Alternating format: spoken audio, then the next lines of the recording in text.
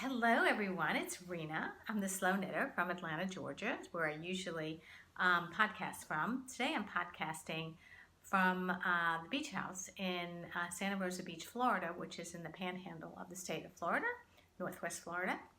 I'm trying out an interview process using an app called Zoom, Zoom. It's an app we use for our International Virtual Knit Night get togethers. The International Virtual Knit Night is hosted by Phil and Eleni out of Athens, Greece. And so I talked to them about the whole concept of the Virtual Knit Night, why they jumped in to host it. It's a really fun interview, and I think you'll really enjoy meeting them. As you know, I talk about them a lot frequently on my own podcast because this is an international group that just helps me through problems. We actually help each other. We have some really great personalities on it, and sometimes there's 5 people, sometimes 10, but I'll let Phil tell you more about it.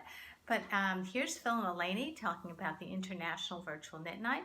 I hope you enjoy, and if you have any questions, please feel free to post them below and let me know what you think. And also, Phil explains how to become a member of our group. If you have not subscribed yet, please do. Welcome back to my subscribers. Welcome to new viewers. If you have an opportunity to subscribe, please do. All right, enjoy our little chat with Phil and Eleni. See you later. Bye.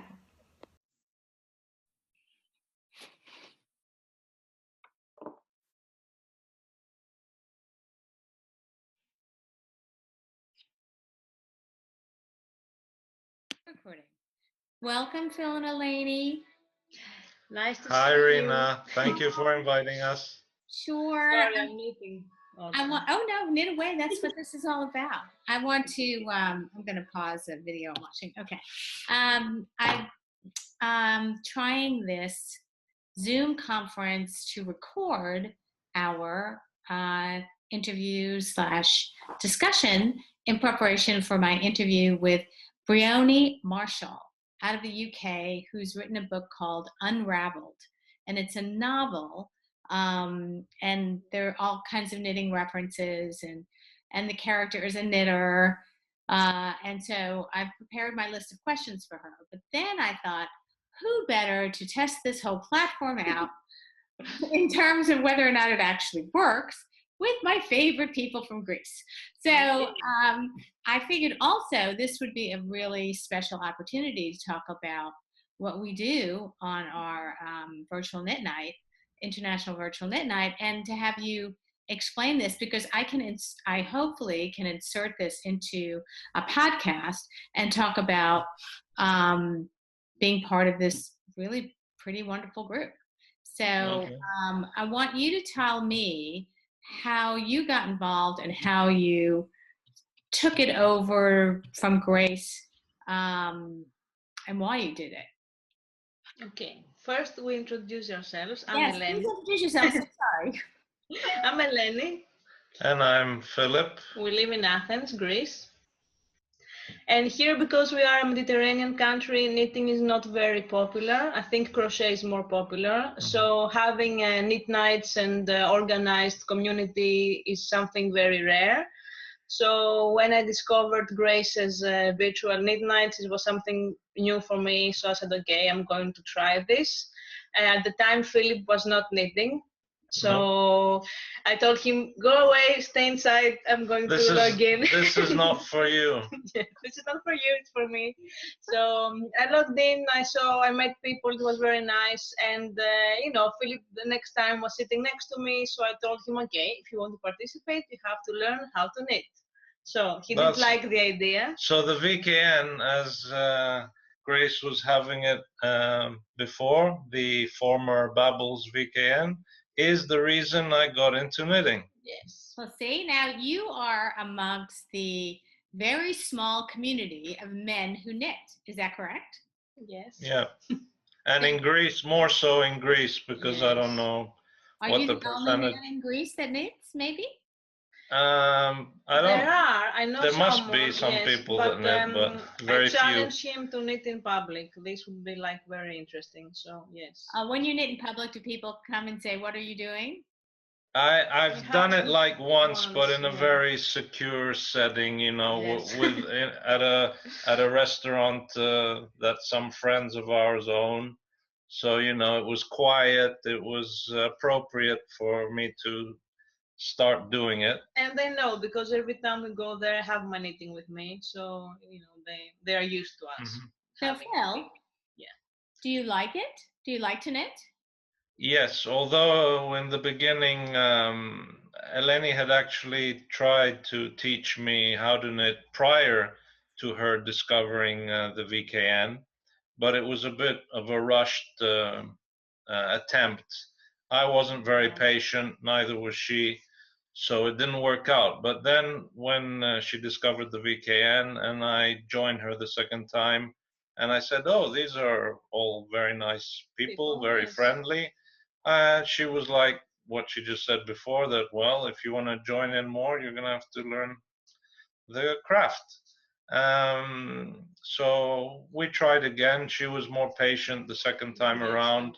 I was more willing to concentrate. So from there, it was easy. I still consider myself a beginner knitter, although I've been knitting since June. Well, that's And beginner. so, yeah, I'm not running ahead of myself. So, you know, I'm taking it easy, doing things that I can tackle for now, and slowly, slowly we'll increase the level of difficulty and the various challenges. So, what have you made? I started with a scarf, a tin can knits design, and then I did a hat, the barley hat, which you have done also. Yeah. The scarf was for my mom, the hat was for my dad. Then I did a cowl with the first, let's say, more posh style yarn, Malabrigo. And now I'm working on the tin can knits shawl, which you have seen in our IVKNs. So, Eleni, you were the first to discover uh, the VKN with Grace, Yes. and you were drawn to it because you don't really have a knitting community there that you can share ideas, patterns, ask questions. Are you still finding it as informative as you did in the beginning? Yes, and it's nice because sometimes you have like small knit-alongs. Would say, okay, I'm going to start something. This happened with, for example, my exploration station that I wanted to knit forever, and then we just said, okay, let's do this together and let's knit it, and it was fun. And always we learn new things about yarns and patterns, and again we exchange views about how to do things like the technical stuff of knitting. If you have questions about stuff, we can ask each other and find solutions about things. And some people are more experienced from others, so it's nice again to see people who need many more years, and they have read so many books and know more stuff. So it's nice. And also they make other crafts as well, like spinning and crocheting and cross stitch and sewing. So it's not only about knitting, it's about a bigger range of things and makers. So it's nice. And also because it's a multicultural thing, people are meeting from around the world, which is very interesting. And again, it's very nice to see, to meet people that you wouldn't be able to meet in your everyday life anyway. So it's not very nice. So I have a question. If you are open-minded, in this case, I mean, if you are open-minded in meeting people like that, it's very nice. So tell me, from where in the world are some of the members of the virtual knit night, the International Virtual Knit Night? Where do they hail from? Well, we have people from Europe, we have Scandinavians, people from Norway, from Sweden, from Denmark, some of which may be living elsewhere, but they are originally from these countries. We have we have someone from France who recently joined. We have people from the United States. We have people from Canada, Okay. the UK. Scotland, Ireland. So it's really, truly North a global. America. Do you have anyone Yes, from Asia? Anybody from Asia yet? there was one girl that lives in Asia. But She has she's been, English. yeah, Yeah. she's British, but she's been on, and she currently lives in Asia. We have people from Australia, of course. No one from New Zealand has showed up yet, but we hope so. Yeah. And we don't have a lot of people from the, oh, we have people from Portugal, I was going to say, from the Mediterranean countries, from Italy. We have some people that are in the Facebook group because, as you know, apart from the IVKN Zoom meetings, we have the Facebook community, the International Virtual Knit Nights group. So there are lots of people there, but not everyone has either had the time or maybe they're a bit shy, so they haven't come onto the IVKN yet because it's like an audio video conferencing platform. So maybe not everyone feels comfortable, but we do our best, as you know, to try and make everyone who joins feel welcome. Yeah, you do. And I'll tell you how I came about it, which I think is, I've been part of this group for about 6 months now. And I saw an Instagram post from Mars of Hey Brown Berry, how she captured it while she was on an airplane, flying. You know, she travels a lot for her job and flying from one place to another. She had the IVKN on and was showing the stewardess the screen. And I thought, what is that? And so that sort of, you know, prompted me to go look for it. Now, I live in Atlanta, Georgia, in the United States, and I do have local yarn shops that do have knit nights or knit days or something. It's not the same as having this group because this group just opens up your, not only your skill set and but your sort of your whole mind to what's going on globally with knitting and crafting and for the fiber arts, not just what's going on in your own backyard. So it really does open you up. And I think there are a lot of people around the world, not just in the States, but around the world, where they don't have an opportunity to get together with other knitters and even discuss silly things. Like once we did karaoke one Sunday morning, I remember that, you know, silly things, but even where you have issues on how to do this one problem, or how do I get out of this? You may remember that one of my ball winders screwed up a skein of yarn badly. And I think it was Corellia, where is she from? Norway, who let me know about the Not a Problem Ravelry group, where you can send that screwed up skein to someone who will put it back together for you. And had I not been part of this group, I don't know what I would have done with that yarn. And it was not cheap yarn. It was indie dyed, expensive yarn. And so it was, and then I think, how else would I know it? Who else knows about this? Well, there are a lot of people that know about it, but now I can tell people because I learned about it through this virtual knit night, and through one of our members about it. So how do people find out about you? How do people find out how to join this? And what equipment should they have? What kind of tools do they need? Basically, the first thing they would need to have before we discuss the methods in which they can join is to have a computer, a laptop, a smartphone. They should have a webcam with audio capabilities. Of course, someone that doesn't have a webcam, we still welcome them to join, even if they just speak to us. Some people are shy initially and they type. So that's fine. We don't want to make it exclusive just to people who have a webcam. So first, they would need that from a technical standpoint and in terms of equipment. Then they would need the program, the Zoom Meetings application that can be downloaded and installed onto a computer or onto a smartphone, tablet.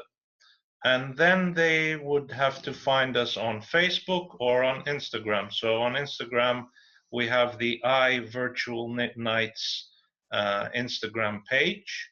And on Facebook, we have the International Virtual Knit Nights group. So they can join either on Facebook or on Instagram or on both. But we prefer that people join us through Facebook, because through Facebook we can sort of see who comes into the group and see if they're related to knitting, crocheting, sewing, spinning, to some kind of craft. Because we have like a small questionnaire, just some basic questions, not personal information, nothing very serious that has to be disclosed. We just want people joining our group to be above the age of 18. Okay. And we just inform them that because of the nature of what we do on Zoom with the audio and the video conferencing, that they need to be aware of their background, what's going on in their homes, and just to be careful about noise that may disrupt the other people in the meeting. And once they've answered the questions and we deem that they are related to this community in one way or another, we admit them into the Facebook group, and through there they can find information about the room number. So they won't find the room number on Instagram if they follow our page on Instagram, but even if they don't have Facebook, they can still contact us through Instagram and tell us that we don't have Facebook. We can ask them the Facebook questions manually through Instagram by direct messaging them. And again, if they show us that they're people that should be in this community, we will give them privately the information about the Zoom meeting room. And there are also some rules on the Facebook page, like we have to respect each other, be polite. You know, we want our group to be a place where you can just enter, knit. You can wear your pajamas if you want, feel comfortable. You always have to be decent, yes, obviously. Yeah. But you can wear the comfort of your home. And like, we understand that. But yes. I mean, we say rules of conduct, yes, but it's basically guidelines, and they're self-explanatory. Just be respectful of one another. Be friendly, be welcoming to newcomers like we are as hosts of the IVKN.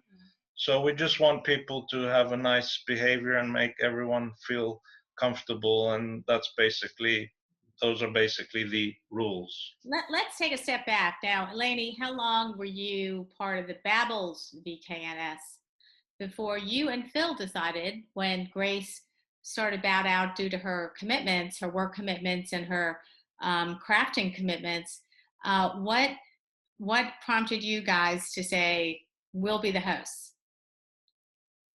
I started on Grace's VKN. I started participating since May. End of May or mid-May. Okay. And then, because again, as I said before, this is something very new, and we really liked it, and we liked the connection we had with others. We became like quite regular members. Like, it was not something that we were coming once a month. We were weekly active. We even joined while being on holiday. So yes, we were up in the mountain in the summer in August, and we had our 4G, and we were joining. So and, we took it pretty yes, seriously. And Grace, I appreciated our effort and the fact that we were really into it, and we also became at some point moderators on the Facebook group. Grace asked us yes, if we can help, keep an eye on things, people joining, because because of her day job, she couldn't right, be on all the time. So it started like that, Grace proposing to us to help her with the Facebook moderation. Mm-hmm. And then it moved on to when Grace decided she wanted to step back. She put forth a proposal to all moderators at the time.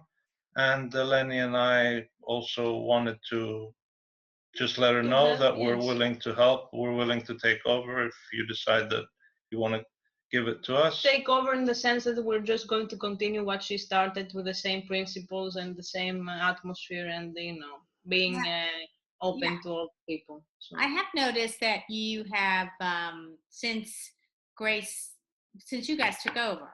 I have noticed that the hours are less open.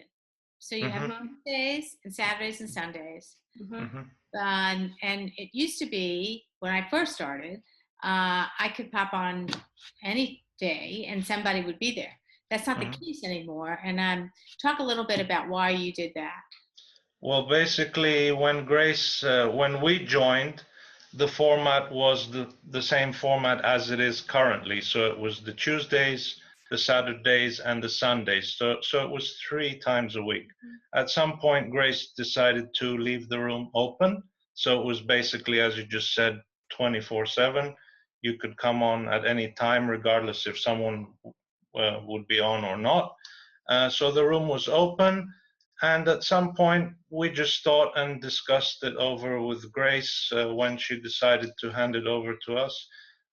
We talked about it, and we thought that by making the room, by reverting it to its original format, the 3-time-a-week format, it would be more effective, and it would be also easier to moderate. So, and also for people to follow a specific schedule, like not to be overwhelming, because sometimes when you know that you have a place to go to on a daily basis, you change your priorities maybe a little bit, and you say, okay, I'm not going to do the things, I'm going to enter the VKN. So I think for many people this is nicer now, because they know that I'm going to schedule my week, and I know that these days I'm going to have my VKN, and I'm going to be more focused on other things during the week.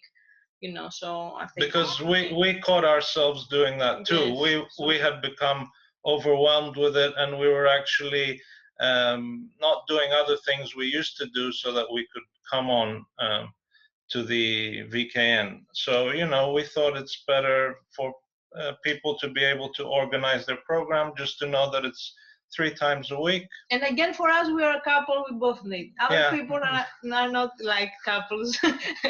So like they are couples. Not like you. How could they not like you? Yeah. So they need a bit. Their other halves needed more attention, which is fine. I mean, like, yes. I mean, there were people that were telling us that we're feeling overwhelmed with this. So at some point it started becoming a negative thing. So we thought maybe it's easier for everyone just to revert it to as Grace had it in the very beginning. I will say from my point of view that I appreciate the reverting back to now. It's hard for me to do Tuesdays, but every now and then I can drop in, and because of our time difference, I can drop in around this time, and it's 9 p.m. or later in Greece right now, and so I know you guys are on, and it's 4 o'clock in the afternoon or 2 o'clock in the afternoon. For me, it's perfect. But thank you. I just want to thank you. Is there anything else you want to say? Just about the times, Rena, of the IVKN, because you did talk about the time zones in the various countries. The Sunday VKN we leave it open for longer, obviously, because we wish to facilitate people in the United States, in Canada, in Australia that are either several hours behind us or ahead of us. So that the times that people will find are stated in Greek local time. So Greek local time, I think, is GMT +2. And on the Saturdays, it's 10 p.m. In the evening till 2:30 early morning hours of Wednesday. And on Tuesday, it starts at 10 p.m. Tuesday night for us, and goes till 2:30 in the morning, early morning hours of Wednesday Greek time, let's say. On Saturday, again, it starts at 10 p.m. Greek time and goes till 4 a.m. in the morning, early morning hours of Sunday. And Sunday, we open the room at 2 p.m. After midday Greek time, and it runs till 1 a.m. Early morning hours of Monday. So it's open much longer on Sunday to facilitate people in those countries that I mentioned, mainly America, Canada, and Australia. So I know that when I miss a few weeks, I miss everyone. I think, what are they working on? Where are they? And you really do become part of each other's lives, because Yes, when Eleni got her haircut, there was a big reveal on the haircut, and you really feel like you, she's my sister. Look, she got her haircut. It looks great. You know, so the connections, the global connection, and the global connectivity of our community. And people have actually met through the former Babel's VKN and the IVKN, either because they were living in the same city and they found out through here, or because they may be going to some upcoming festival, and they may be from different countries, but they are arranging to meet. So that's the wonderful thing about this community. Yes, for example, now that the Edinburgh Yarn Festival is approaching, there are people in this group who are like, yes, we're going to eat Chinese, we're going to meet, we're going to buy all the yarn. So, you know, maybe they won't be able to meet each other otherwise. So it's very nice. That is very nice. So what's coming up for you guys that's happening in terms of knitting, in terms of events? Talk about what's coming up.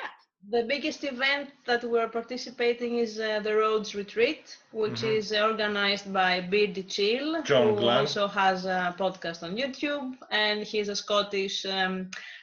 If I can, I can describe him as a Scottish Santa. He's like Santa. He's very kind. He's very sweet, very cute. He's one of the male knitters of our group who has a huge experience, and he makes all the nice things, and he's also a designer. And because he's been to Rhodes on holidays for many years, he decided to organize a retreat, which is going to be fantastic, I think, because many people from this group are meeting, and we're going to have very cool instructors. We're going to have Ellie Skindir, we're going to have Nathan, mathematician, and John, of course. So it's going to be very nice, and we're looking forward. Really, when is that happening? Great.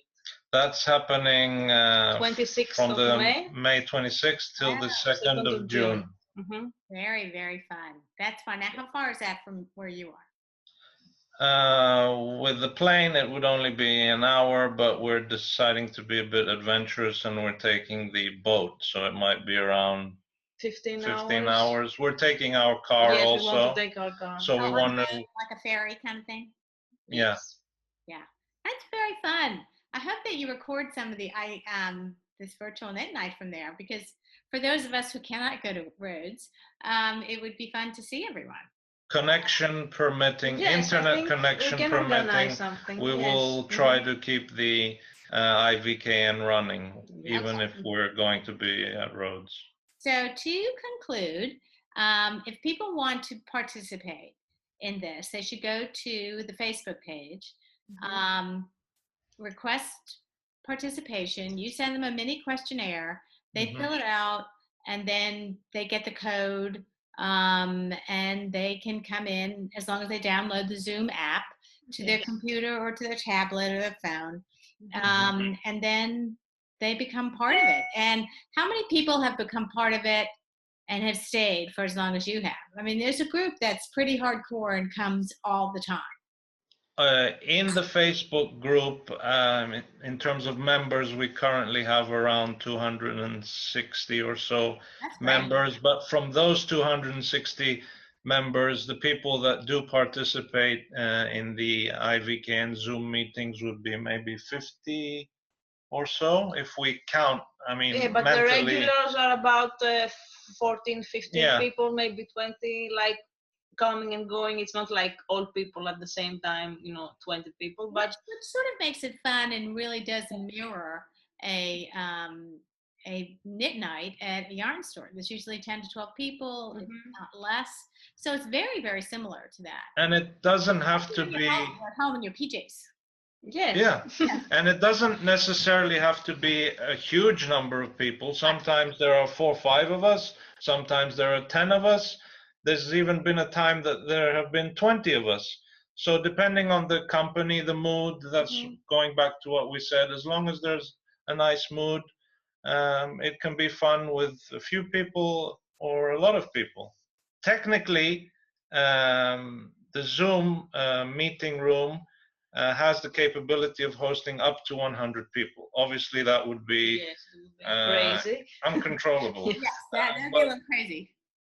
But we've had IVCAN with up to 20 people, and that was great.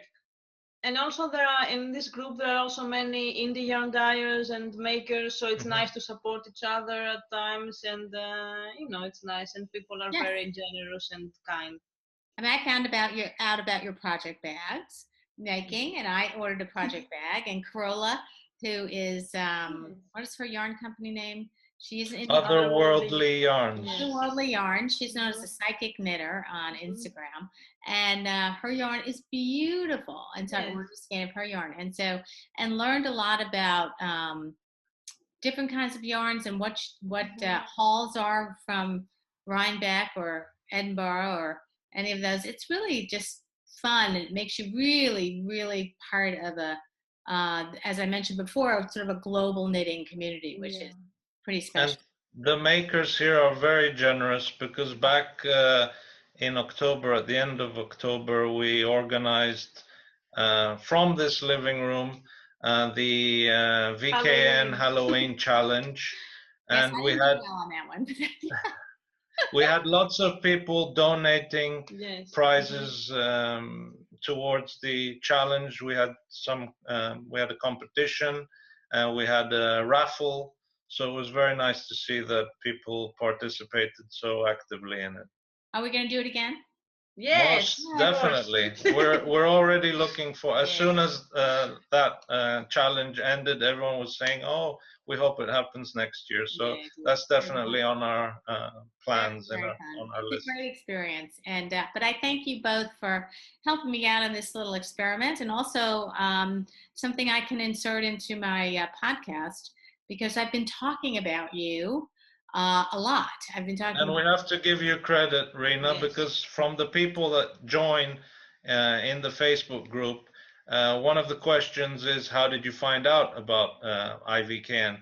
Many people say the Slow Knitter. Oh, really? We have to give you our thanks for bringing people to this community and for promoting us. Well, I would do it all the time. I almost every podcast I mention it, because almost every knit night that we have together, I come away with something. I learned something, and that is really why I'm in this. I'm not in this just for knitting fun, although it is fun. I also want to enhance my skills and learn what's going on around the world in this community. But anyway, thank you both for taking the time. Thank you, Rena, for inviting us. This works, so I can do it.